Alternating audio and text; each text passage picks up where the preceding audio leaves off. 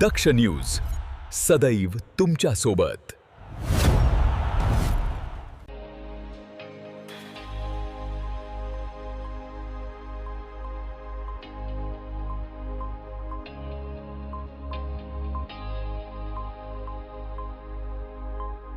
शिवसेना हिंदवी स्वराज्य प्रतिष्ठान आयोजित सार्वजनिक गणेश उत्सव 2026च्या भव्य गणेश मंडप पूजन सोहळ्याला उत्साहपूर्ण आणि भक्तिमय वातावरणात सुरुवात झाली।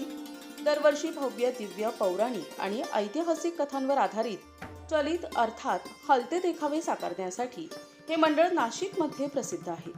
यंदा मंडळाचे 23वे वर्ष असून या निमित्ताने प्रभू श्रीरामांचा अश्वमेध यज्ञ या पौराणिक कथानकावर आधारित भव्य आणि चित्तथरारक देखावा साकारण्यात येणार आहे।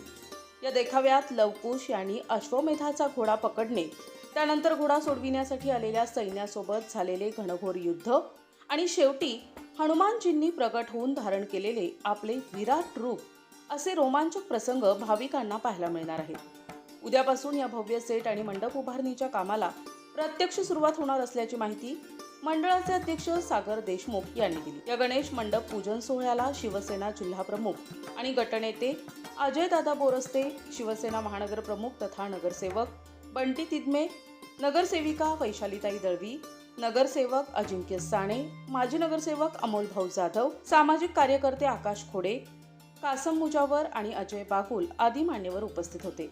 तसेच परिसरातील साक्षात्कारी दत्त मंदिर समिती, शतायुषी ज्येष्ठ नागरिक संघ, लाईफ मिशन ज्येष्ठ नागरिक संघ, दास मारुती मंदिर ट्रस्ट, समर्थ ज्येष्ठ नागरिक संघ, प्रत्युषा महिला मंडळ, सारथी ज्येष्ठ नागरिक संघ आणि दीर्घायुषी ज्येष्ठ नागरिक संघ यातील वडीलधारी ज्येष्ठ नागरिक मोठ्या संख्येने उपस्थित होते। दरवर्षीप्रमाणे यंदाही 10 दिवसांच्या सार्वजनिक गणेशोत्सवासोबत भव्य आनंद मेळाव्याचेही आयोजन करण्यात येणार आहे।